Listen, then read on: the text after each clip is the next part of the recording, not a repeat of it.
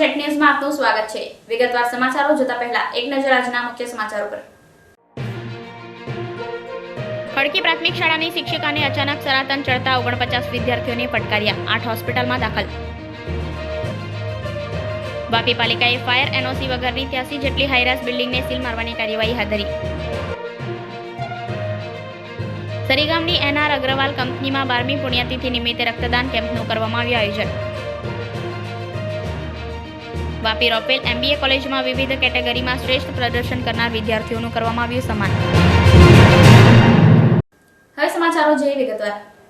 ધરમપુરની ખડકી પ્રાથમિક શાળામાં પ્રાર્થનામાં મોડા પહોંચેલ બાળકો પર ગુસ્સે ભરાઈને આચાર્યએ 49 થી વધુ માસૂમ બાળકોને લાકડા વડે નિર્દયતાપૂર્વક માર મારતા 8 બાળકોને હોસ્પિટલ ખસેડાયા છે।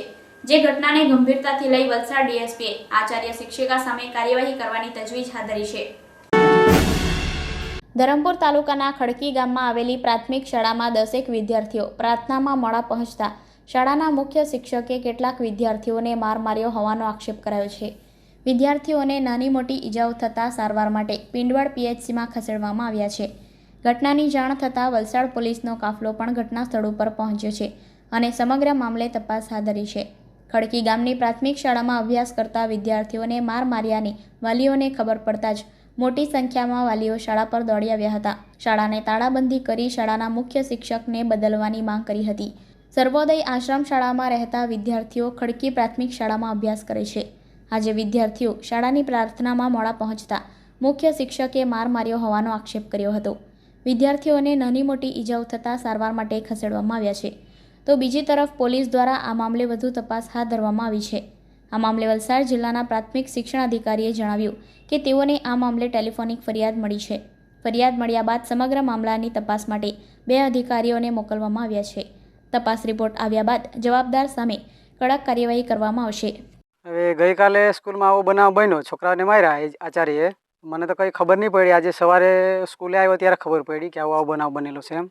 પછી છોકરાઓની મુલાકાત લીધી, છોકરાને વાગેલી તે જોયું તો એવો માર તો હવે ઢોરના માર જેવો મારેલો છે। એવું તો શક્ય નહીં થાય, છોકરાને એવી સજા એટલી બધી નહીં થાય ને એના થકી ગામ ઉશ્કેરાયું ને એસએમસી વાળાને કીધું કે સ્કૂલ જ્યાં સુધી એનો નિર્ણય નહીં આવે ત્યાં સુધી સ્કૂલ બંધ રાખી। હા, લોકોએ તાળા મારી દીધા ને તાલુકા લેવલથી અધિકારી લોકો આવેલા, એ લોકો સમજાવ્યું, પણ ગામવાળાએ એવો નિર્ણય લીધો કે જ્યાં સુધી આચાર્યનો બદલી કે આગળની પ્રોસેસ ગામ સુધી નહીં આવે ત્યાં સુધી સ્કૂલ બંધ રહેશે। વાપી પાલિકાએ 83 જેટલા રહેણાંક વિસ્તારોમાં નોટિસ ફટકારી હતી, તેમ છતાં પગલાં ન લેવાતા અંતે પાલિકાએ એનઓસી વગરની દુકાનોને સીલ મારવાનું કાર્ય હાથ ધરાતા ભાડુઆત દુકાનદારોને સૌથી વધારે પરેશાની સહન કરવાનો વારો આવ્યો છે।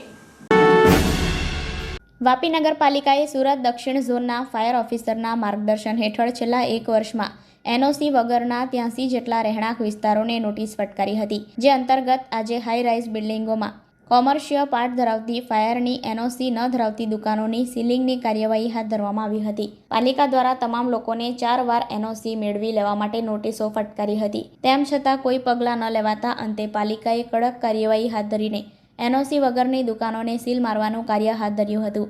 જોકે સીલિંગ દરમિયાન પાલિકાને કેટલાક દુકાનદારો તરફથી વિરોધનો પણ સામનો કરવો પડ્યો હતો। જોકે પાલિકા દ્વારા દુકાનદારોને સામાન સ્થળાંતર કરવા માટે સમય પણ આપવામાં આવ્યો હતો, જે બાદ નિયમ અનુસાર સીલિંગની કામગીરી હાથ ધરવામાં આવી હતી। પાલિકાની કાર્યવાહીથી સૌથી વધારે ભોગવવાનો વારો ભાડુઆત દુકાનદારોનો આવ્યો છે, કારણ કે પાલિકાએ નોટિસો ફટકાર્યા બાદ પણ બિલ્ડરોએ એનઓસી માટે કોઈ પગલાં લીધા ન હતા અને તેઓએ વેપારીઓને સમગ્ર બાબતની જાણ બહાર જ દુકાનો ભાડે આપી દીધી હતી, જેથી આજે પાલિકાએ હાથ ધરેલી સીલિંગની કાર્યવાહી દરમિયાન આવા કેટલાક ભાડુઆત દુકાનદારોનો ભારે પરેશાનીનો સામનો કરવો પડ્યો હતો।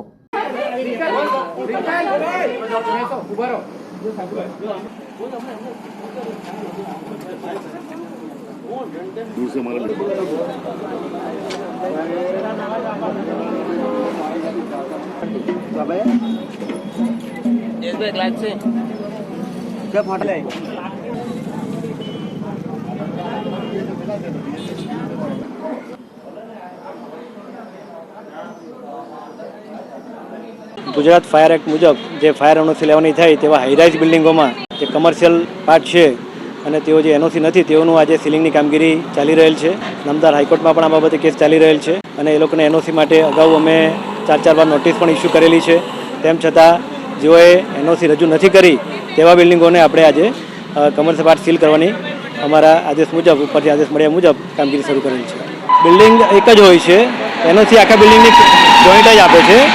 એનઓસી રિજનલ ફાયર ઓફિસર સુરતથી આપવામાં આવે છે અને એમાં દુકાન અને બિલ્ડિંગની સાથે જ આપે છે, વાણિજ્ય વત્તા કમર્શિયલ બિલ્ડિંગની. એમાં એવું છે અમે સમય પણ આપતા છે.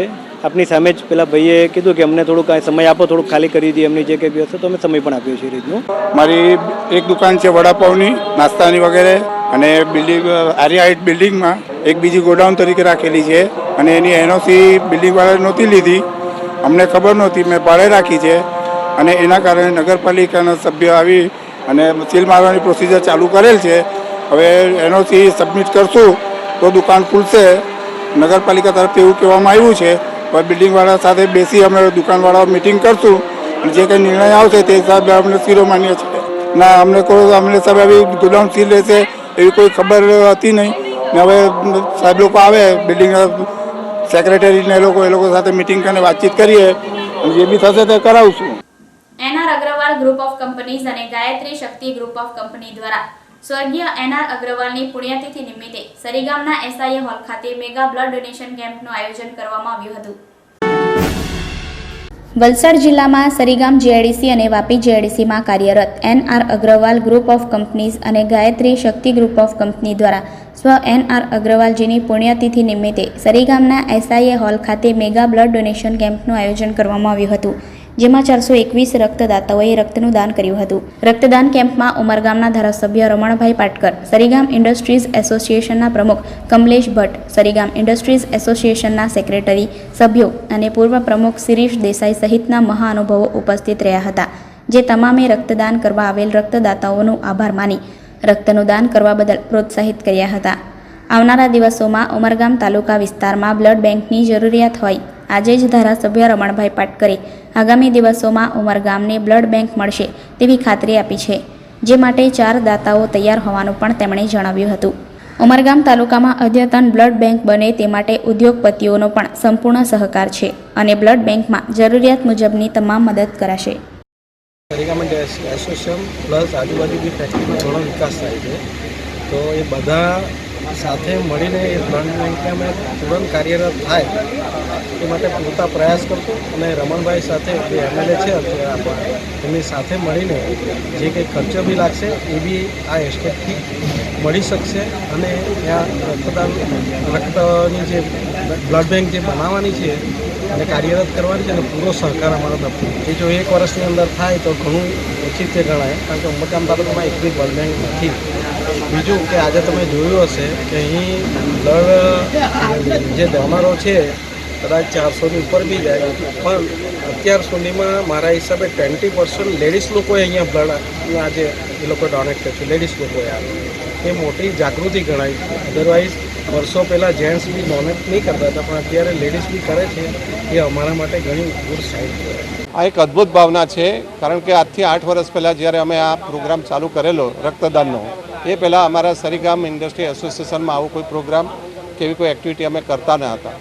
તો છેલ્લા 8 વર્ષથી જ્યારે અમારા સોશિયલ વેલફેર કમિટીના ચેરમેન દાયમા સાહેબ અને એમની સમગ્ર ટીમ એમણે એક બીડું ઝડપ્યું કે આપણે પણ અહીંયા એક બ્લડ કેમ્પનું આયોજન કરવું જોઈએ. હવે આ ધીરે ધીરે આ બ્લડ કેમ્પ એટલો બધો સક્સેસ થઈ ગયો અને જે લોકોનો ઉત્સાહ, લોકોનો પ્રતિસાદ અને જે અમારા કમિટીની અને ખાસ કરીને એસોસિએશનની જે મહેનત એટલી રંગ લાવી કે આજે સરીગામમાં કોઈ પણ બ્લડ બેંકને, સમજો વાપી હોય કે સેલવાસની બ્લડ બેંકને કોઈ ઇમરજન્સીમાં પણ જરૂર પડી જાય તો એક દિવસના અંતરે બી જો એસોસિએશનને ફોન કરે તો અમે કમસે કમ 200-250 બ્લડ લગભગ એક દિવસના શોર્ટ નોટિસમાં પણ અમે આ પુરવાર કરીને આપેલું છે. અને ખાસ કરીને કોવિડમાં જ્યારે બધી બેંકો જ્યારે ડ્રાય થઈ ગઈ હતી તે વખતે પણ આ સરીગામ એસોસિએશને 2 વાર શોર્ટ નોટિસથી કેમ્પ કરીને લગભગ અમે 450 બોટલ આયોજન કરેલું છે.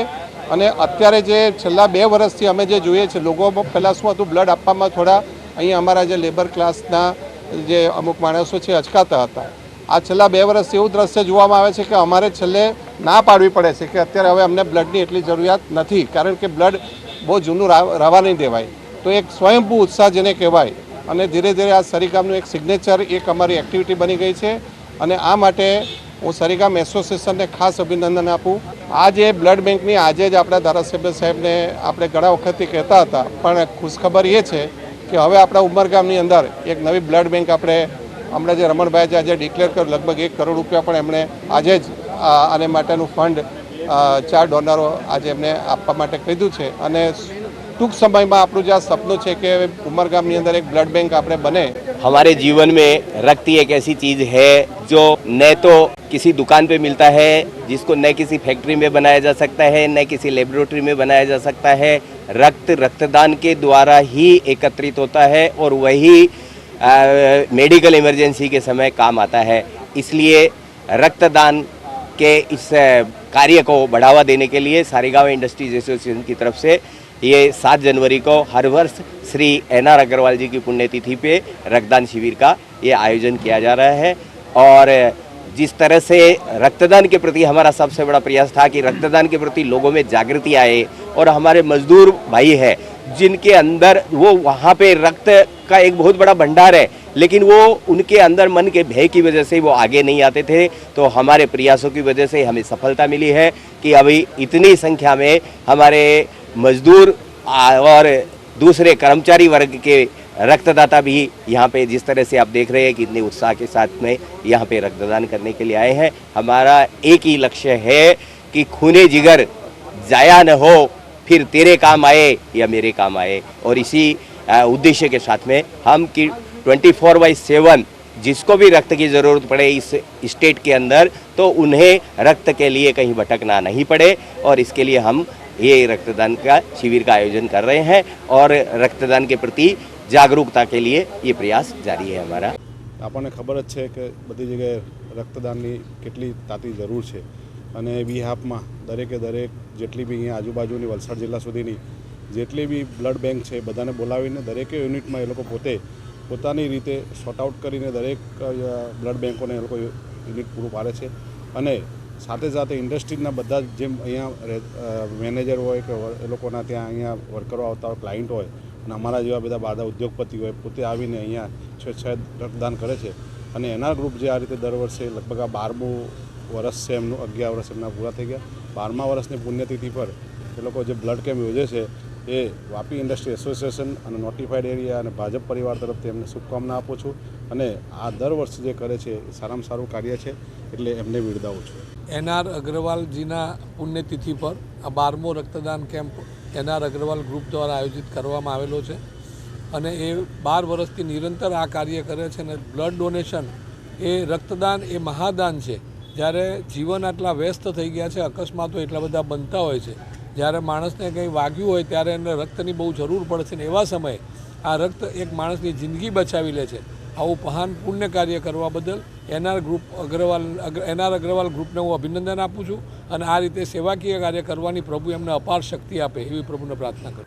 વાપીની રોફેલ MBA કોલેજમાં વિવિધ ક્ષેત્રોમાં સર્વશ્રેષ્ઠ પ્રદર્શન કરનારા વિદ્યાર્થીઓનો એવોર્ડ સન્માન સમારોહ યોજાયો હતો। આજે વાપી રોફેલ MBA કોલેજ કેમ્પસમાં એકેડેમિક, નોન એકેડેમિક અને રિસર્ચ સહિતના વિવિધ ક્ષેત્રોમાં સર્વશ્રેષ્ઠ પ્રદર્શન કરનાર વિદ્યાર્થીઓને એવોર્ડ આપી સન્માનિત કરવામાં આવ્યા હતા। MBA કોલેજના વિદ્યાર્થીઓને પ્રોત્સાહિત કરવા માટે આયોજિત આ સમન્વય 2021-22 કાર્યક્રમમાં કોલેજના કુલ 3 બેચ, જેમાં એક આવનારી બેચ, પાસ આઉટ બેચ અને હાલ કોલેજમાં શિક્ષણ પ્રાપ્ત કરી રહેલ બેચના વિદ્યાર્થીઓએ ભાગ લીધો હતો। આ સમારોહમાં જે વિદ્યાર્થીઓએ પોતાના એકેડેમિક કરિયરમાં marketing, HR, finance, production operation, management અને રાઇટિંગ જેવી કુલ 6 કેટેગરીમાં સર્વોત્કૃષ્ટ પ્રદર્શન કર્યું હોય તેવા વિદ્યાર્થીઓને ગોલ્ડ, સિલ્વર અને બ્રોન્ઝ મેડલથી નવાજવામાં આવ્યા હતા।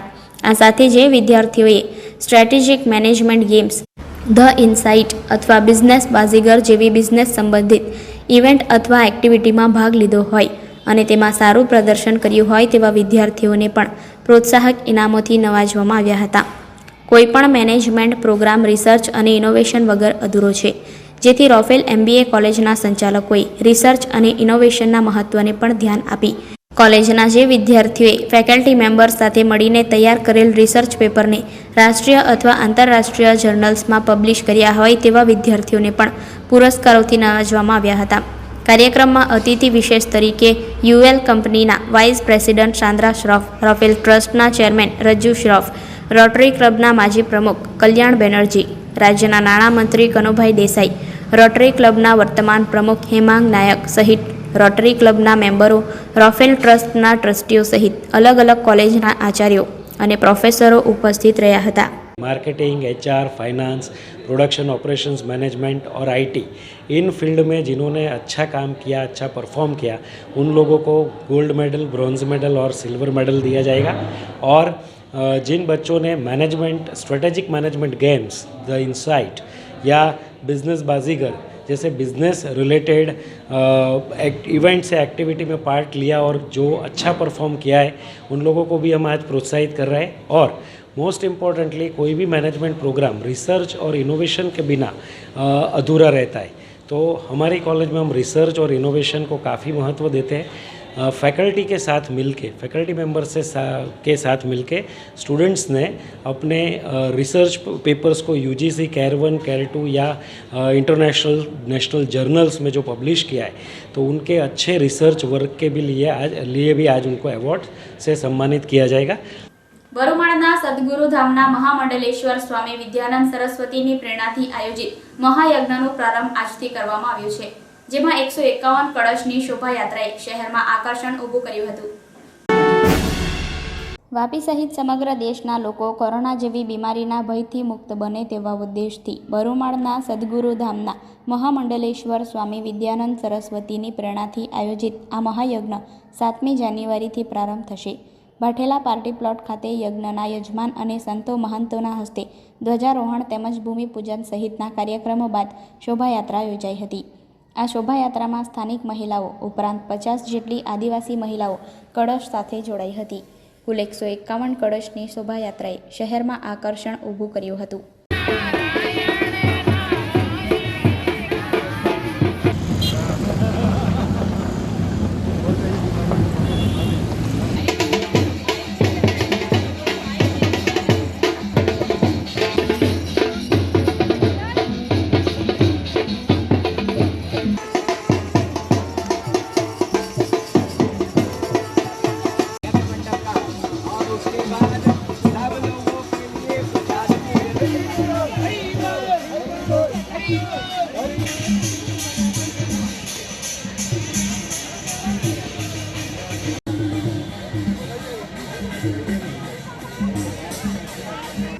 વાપીમાં Sandraben Shroff college of nursing ખાતેના વિદ્યાર્થીઓને મુંબઈના નેશનલ બર્ન્સ સેન્ટરના મેડિકલ ડિરેક્ટર અને પ્લાસ્ટિક સર્જન ડોક્ટર સુનિલ કેશવાનીએ પેનલ ડિસ્કશન અને વર્કશોપથી બર્ન સ્કિન ટ્રીટમેન્ટ અંગે સજાગ કર્યા હતા. દેશમાં અને વિશ્વમાં કોઈ પણ વ્યક્તિ દાઝી જાય ત્યારે એ ઘટના તેમને માટે અસહ્ય પીડાદાયક હોય છે. આવા કેસમાં દર્દીનો જીવ કઈ રીતે બચાવી શકાય, પ્રથમ પ્રાથમિક સારવાર કઈ રીતે આપવી, બર્ન પેશન્ટની કાળજી કઈ રીતે લેવી તે અંગે હજુ પણ ઉપયોગી જાણકારીનો મેડિકલ ક્ષેત્રે અભાવ છે, જેને પૂર્ણ કરી નર્સિંગ સ્ટાફમાં બર્ન કેસ અંગે સારી સ્કિલ ડેવલપ થાય તે માટે વાપીમાં આવેલ સાંદ્રાબેન શ્રોફ રોફેલ કોલેજ ઓફ નર્સિંગ ખાતે અભ્યાસ કરતા નર્સિંગ વિદ્યાર્થીઓને મુંબઈના નેશનલ બર્ન સેન્ટરના મેડિકલ ડિરેક્ટર અને પ્લાસ્ટિક સર્જન ડોક્ટર સુનિલ કેશવાણીએ પેનલ ડિસ્કશન અને વર્કશોપના માધ્યમથી બર્ન્સ કેસમાં થતી ટ્રીટમેન્ટ અને સ્કિન બેંક અંગે સજાગ કર્યા હતા.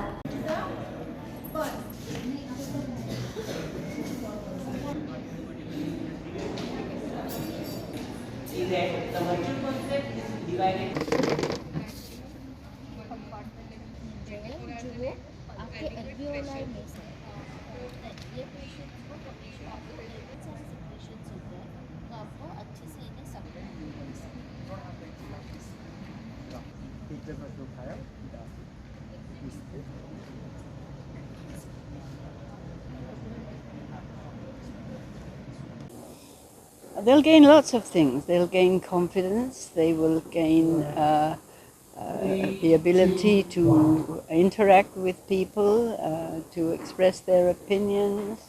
They will learn lots of things that they know about but don't know enough about, and they will see the presentations of doctors and other nurses who have taken care of burns patients and know what it is like and how difficult it is.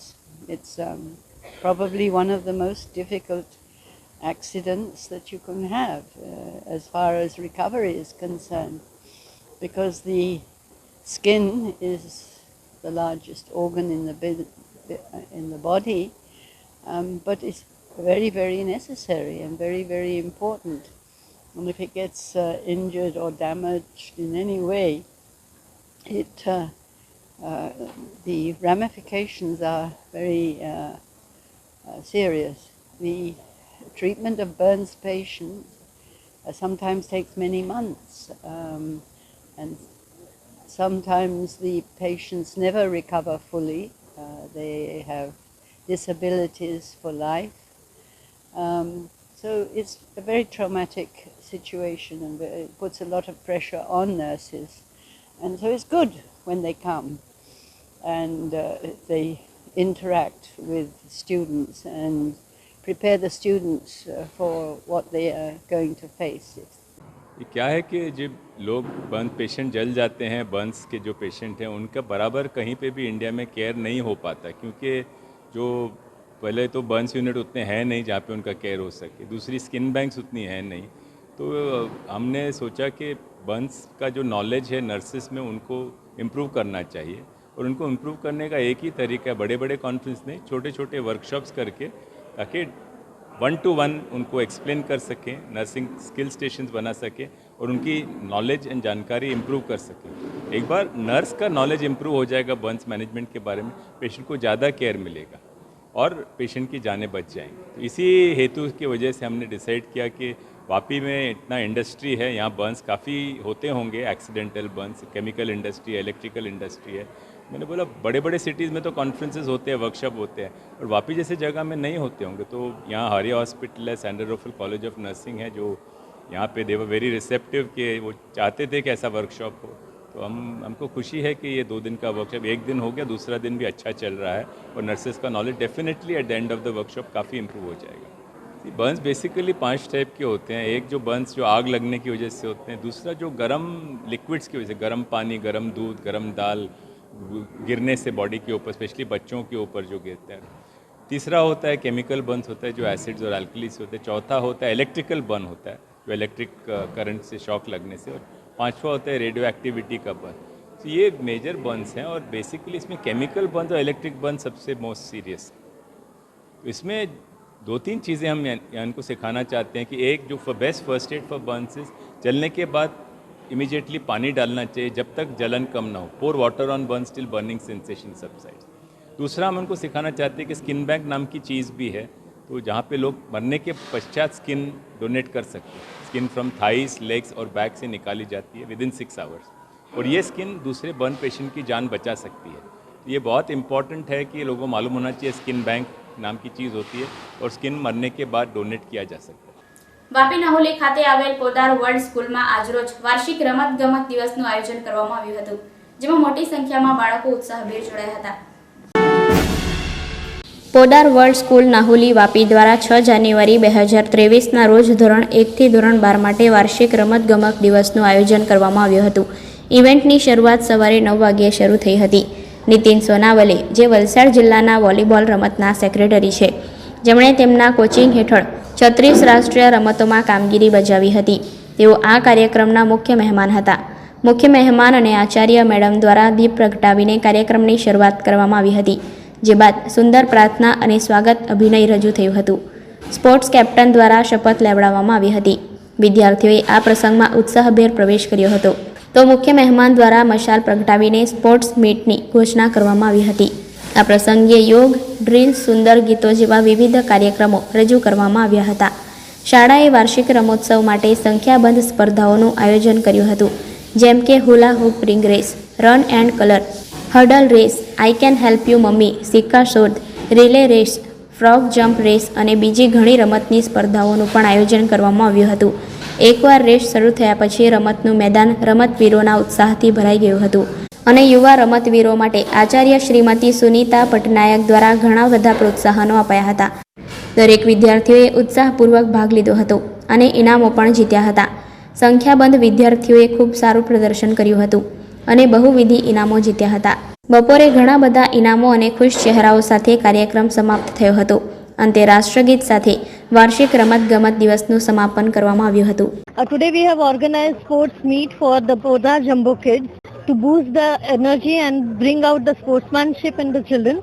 Today we have the parents from Challa Center, from Vapi Center and Daman Center and as well as the Nahuli Center. I am feeling very happy to see the small children participating with so much energy, and even the parents are here to boost them up, and we are having Mr. Ketan Patel sir and also the chief guest from Coast Guard to boost the children.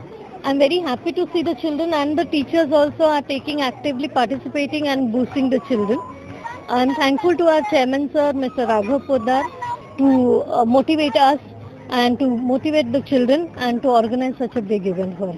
Thanks so much. Podar school जो है बहुत ही बढ़िया school है। मैंने personally मेरे बच्चों को भी पोदार में रखा है, और जिस तरीके से यहाँ पे मैनेजमेंट, टीचर्स, प्रिंसिपल्स, जो मैं बोलता हूँ कि एक स्पोर्ट्समैन स्पिरिट होती है, आज उन्होंने स्पोर्ट्स ऑर्गेनाइज किया है, और जिस तरीके से यहाँ पे वो पूरे बच्चों को साथ में लेके, पेरेंट्स को साथ में लेके चल रहे, मैं कहता हूँ कि इनसे सीख दूसरे स्कूलों को लेना चाहिए, और इसी तरह हम भी एक स्पोर्ट्समैन स्पिरिट के हिसाब से हमें सबको मिलके चलना चाहिए। पेरेंट्स को भी मैं खास कहना चाहता हूँ कि आज जैसे बहुत सारे पेरेंट्स यहाँ पे दिखाई दे रहे हैं, टीचर्स दिखाई दे रहे हैं, हमें भी उनका साथ देना चाहिए, और एक स्पोर्ट्स एक महत्व का एक हमारे जीवन में एक अंग है, भाग है, तो सबको बढ़ चढ़कर ऐसे ही प्रोग्राम में हिस्सा भी लेना चाहिए, पेरेंट्स को और बच्चों को बूस्ट करना चाहिए। So basically today's event is on the theme Jumbo on Wheels.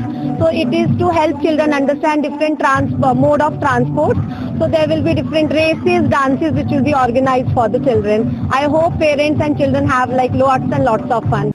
જેના પહેલા ફરી એક નજર આજના મુખ્ય સમાચારો પર। ખડકી પ્રાથમિક શાળાની શિક્ષિકાને અચાનક સરાતન ચડતા 49 વિદ્યાર્થીઓને ફટકાર્યા, 8 હોસ્પિટલમાં દાખલ। વાપી પાલિકાએ ફાયર એનઓસી વગરની 83 જેટલી હાઈરાસ બિલ્ડિંગને સીલ મારવાની કાર્યવાહી હાથ ધરી। સરીગામની એનઆર અગ્રવાલ કંપનીમાં 12મી પુણ્યતિથિ નિમિત્તે રક્તદાન કેમ્પનું કરવામાં આવ્યું આયોજન। વાપી રોપેલ એમબીએ કોલેજમાં વિવિધ કેટેગરીમાં શ્રેષ્ઠ પ્રદર્શન કરનાર વિદ્યાર્થીઓનું કરવામાં આવ્યું સન્માન। સમાચારોમાં આજે બસ આટલું જ। વધુ સમાચારો માટે જોતા રહો જેટ ન્યૂઝ। ત્યાં સુધી મને રજા આપશો। નમસ્કાર।